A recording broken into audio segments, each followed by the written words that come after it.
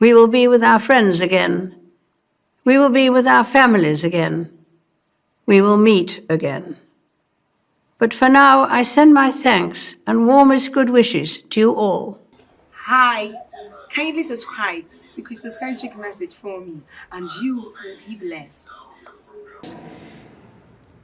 But he has quite simply been my strength and stay all these years. And I and his whole family, and this and many other countries, owe him a debt greater than he would ever claim or we shall ever know.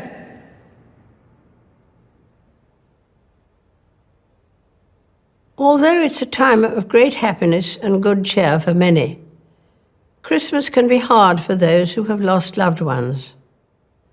This year especially, I understand why. But for me, in the months since the death of my beloved Philip, I have drawn great comfort from the warmth and affection of the many tributes to his life and work, from around the country, the Commonwealth, and the world. His sense of service, intellectual curiosity, and capacity to squeeze fun out of any situation were all irrepressible. That mischievous, inquiring twinkle was as bright at the end as when I first set eyes on him. But life, of course, consists of final partings as well as first meetings. And as much as I and my family miss him, I know he would want us to enjoy Christmas. We felt his presence as we, like millions around the world, readied ourselves for Christmas. While COVID again means we can't celebrate quite as we may have wished, we can still enjoy the many happy traditions. Be it the singing of carols, as long as the tune is well known, decorating the tree, giving and receiving presents, or watching a favorite film where we already know the ending. It's no surprise that families so often treasure their Christmas routines. We see our own children and their families embrace the roles, traditions, and values that mean so much to us, as these are passed from one generation to the next, sometimes being updated for changing times. I see it in my own family, and it is a source of great happiness. Prince Philip was always mindful of this sense of passing the baton. That's why he created the Duke of Edinburgh's Award, which offers young people throughout the Commonwealth and beyond the chance of exploration and adventure. It remains an astonishing success, grounded in his faith in the future. He was also an early champion of taking seriously our stewardship of the environment, and I am proud beyond words that his pioneering work has been taken on and magnified by our eldest son, Charles, and his eldest son, William, admirably supported by Camilla and Catherine, most recently at the COP Climate Change Summit in Glasgow. Next summer, we look forward to the Commonwealth Games. The baton is currently travelling the length and breadth of the Commonwealth, heading towards Birmingham, a beacon of hope on its journey. It will be a chance to celebrate the achievements of athletes and the coming together of like-minded nations. And February, just 6 weeks from now, will see the start of my Platinum Jubilee year, which I hope will be an opportunity for people everywhere to enjoy a sense of togetherness, a chance to give thanks for the enormous changes of the last 70 years, social, scientific, and cultural, and also to look ahead with confidence. I'm sure someone somewhere today will remark that Christmas is a time for children. It's an engaging truth, but only half the story. Perhaps it's truer to say that Christmas can speak to the child within us all. Adults, when weighed down with worries, sometimes fail to see the joy in simple things, where children do not. And for me and my family, even with one familiar laugh missing this year, there will be joy in Christmas as we have the chance to reminisce and see anew the wonder of the festive season through the eyes of our young children, of whom we were delighted to welcome 4 more this year. They teach us all a lesson, just as the Christmas story does, that in the birth of a child there is a new dawn with endless potential. It is this simplicity of the Christmas story that makes it so universally appealing. Simple happenings that form the starting point of the life of Jesus, a man whose teachings have been handed down from generation to generation and have been the bedrock of my faith. His birth marked a new beginning. As the carol says, the hopes and fears of all the years are met in thee tonight. I wish you all a very happy Christmas.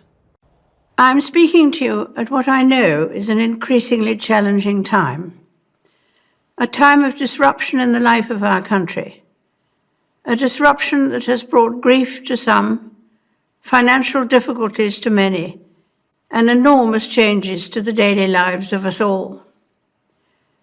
I want to thank everyone on the NHS frontline, as well as care workers and those carrying out essential roles, who selflessly continue their day-to-day duties outside the home in support of us all. I'm sure the nation will join me in assuring you that what you do is appreciated, and every hour of your hard work brings us closer to a return to more normal times.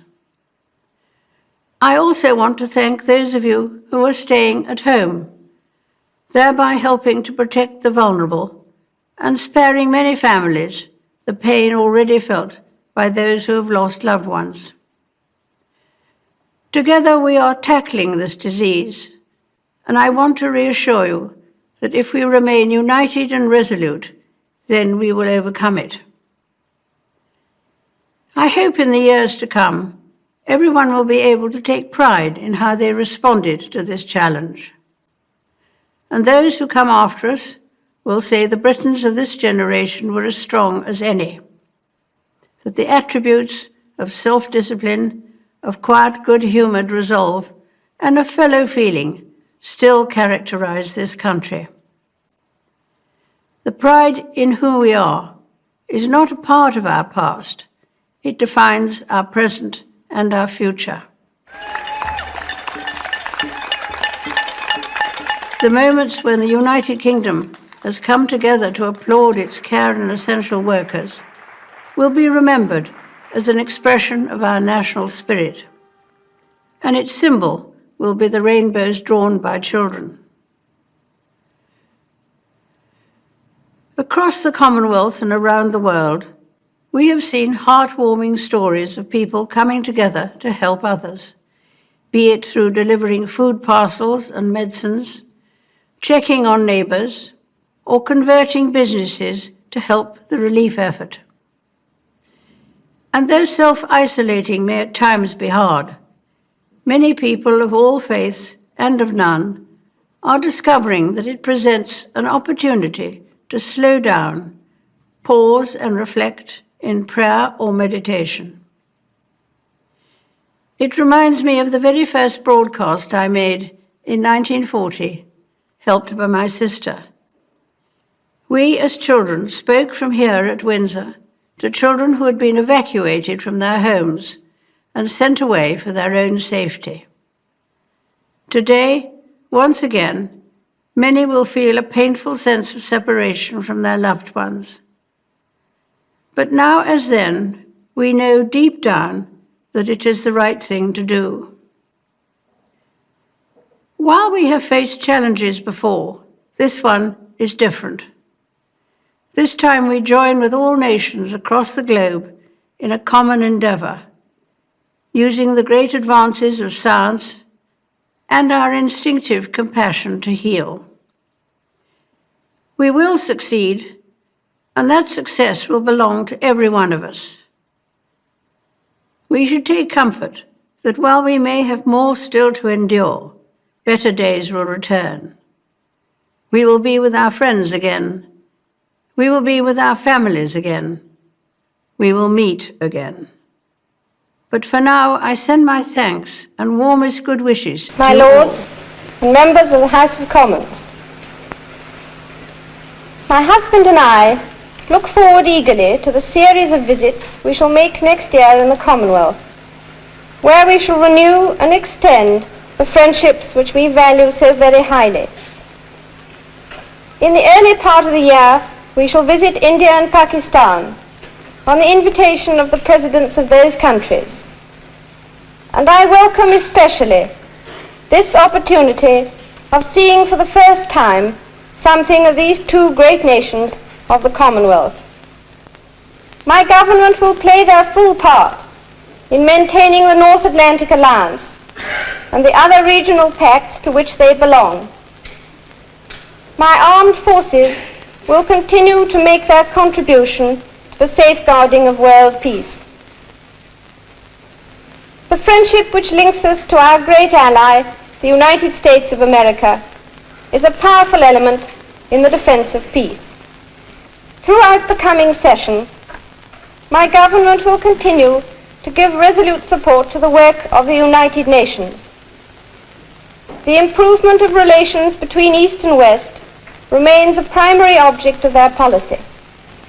In particular, they will go on working for the success of the Geneva Conference on the discontinuance of nuclear weapons tests, and will do their utmost to achieve comprehensive disarmament under effective international control.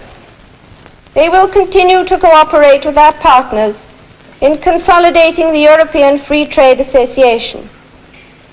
At the same time, they will work towards the political and economic unity of Western Europe on a basis satisfactory to all the governments concerned. My Lords and members of the House of Commons, I pray that the blessing of Almighty God may rest upon your councils.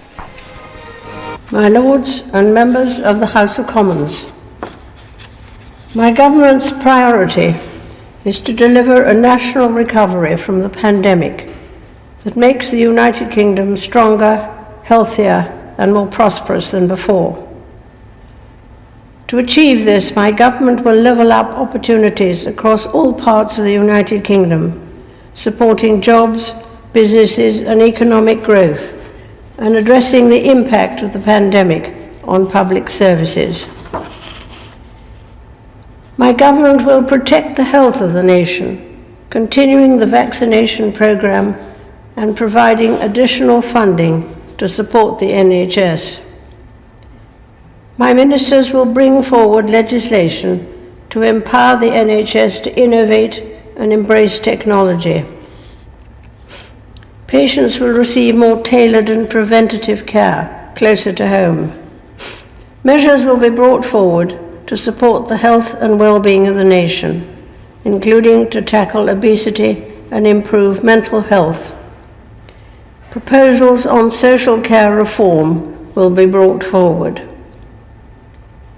My government will build on the success of the vaccination program to lead the world in life sciences, pioneering new treatments against diseases like cancer, and securing jobs and investment across the country. My ministers will oversee the fastest ever increase in public funding for research and development, and pass legislation to establish. Dearly beloved, I hope you were blessed by this message. Do not keep the video to yourself. Share to as many as you can to help them bless. Check our homepage for more of our messages.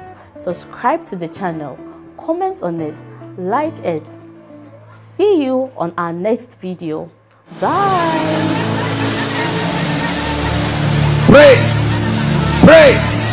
Pray for your destiny. Salaskade bashkana kata branda katekatos. Kete branda kata pakotos koto breketekelekata. The phase of development. Lord, grant me the discipline